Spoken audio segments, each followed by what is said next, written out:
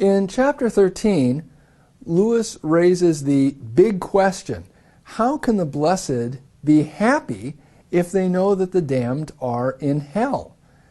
How can the blessed be truly at peace if they know that the ones that they love are cut off from the very happiness that they enjoy?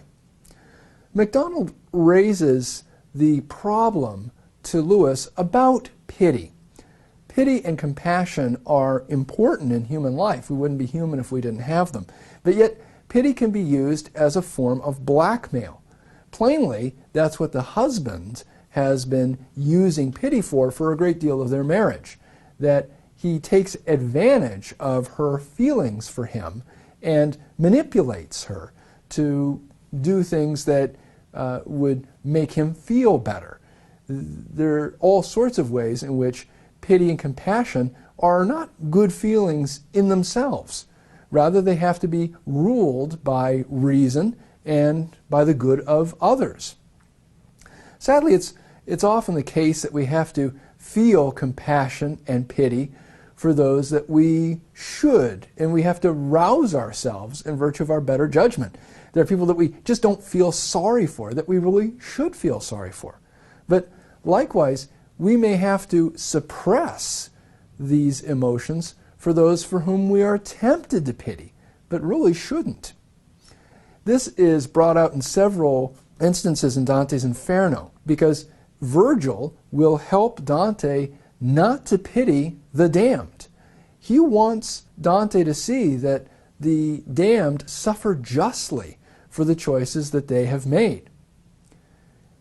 When Sarah Smith addresses the tragedian, when she addresses this persona that's speaking on behalf of her husband, she makes this very dramatic statement: "I am in love, and out of it I will not go."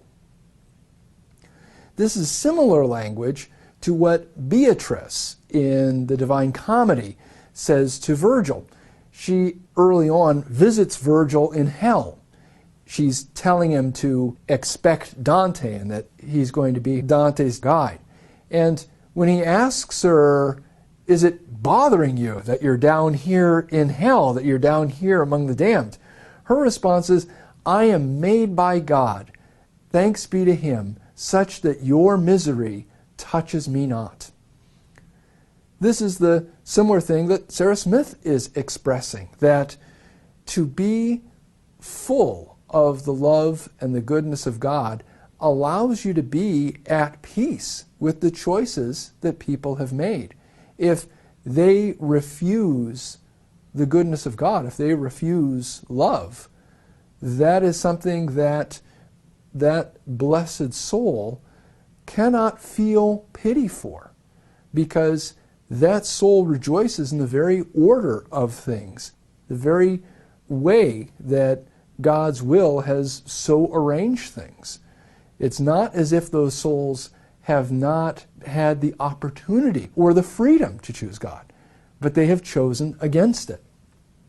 In The Problem of Pain, Lewis will describe heaven as a great dance, and he will say that there's joy in the dance, but it doesn't exist for joy.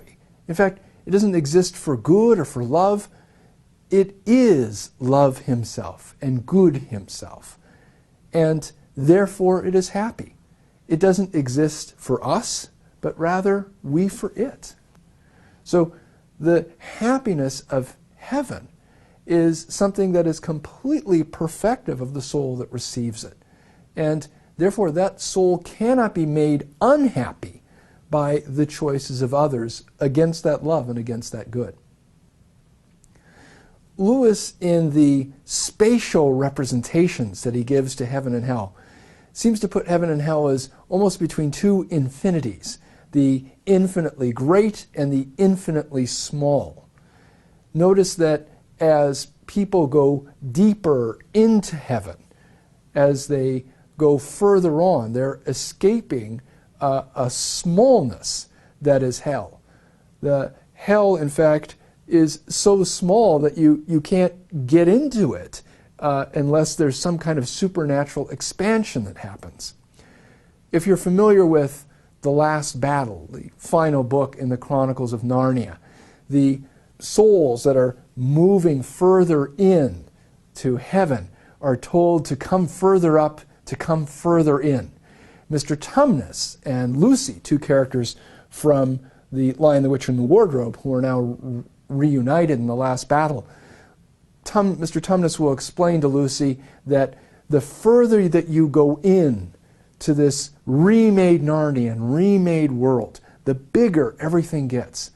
The inside is larger than the outside, like an onion, except that as you continue to go in and in, each circle is larger than the last.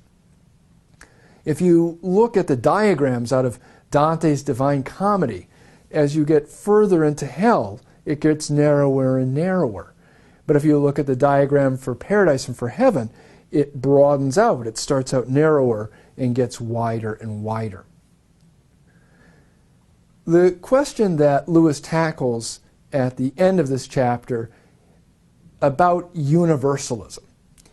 MacDonald was often criticized, and still receives some criticism, for being a universalist. And what that means is that MacDonald believes that all souls are eventually going to heaven.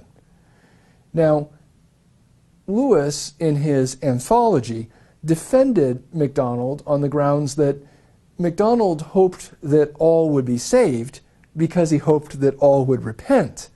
There are many versions of universalism out there where people seem to be on their way to heaven no matter what they do or no matter how they act.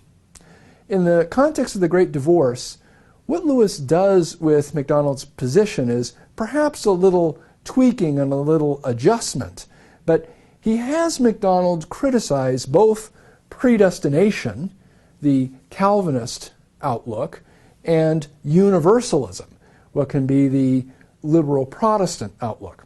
In the sense of predestination here, there are many Christian communions that accept predestination, but here it's the Calvinist belief that predestination removes human freedom. There are, of course, versions of predestination, for example, within the Roman Catholic communion, where predestination and free will are complementary, actually work together. But here within this context, what he's criticizing is a view of predestination in which this happens apart from the will. Well, on the other hand, universalism would seem to do the same kind of thing. It sets out a fate for man, a very happy fate to be sure, but something that happens apart from his freedom, apart from his choice. And this is the thing that Lewis zeroes in on in his interpretation of MacDonald's teaching. What he does is he has MacDonald say that if you insist on predestination or if you insist on universalism, what those things end up doing is diminishing human freedom. One has to understand that the outcome, whether it's for salvation or for damnation, is the cumulative result of choice after choice.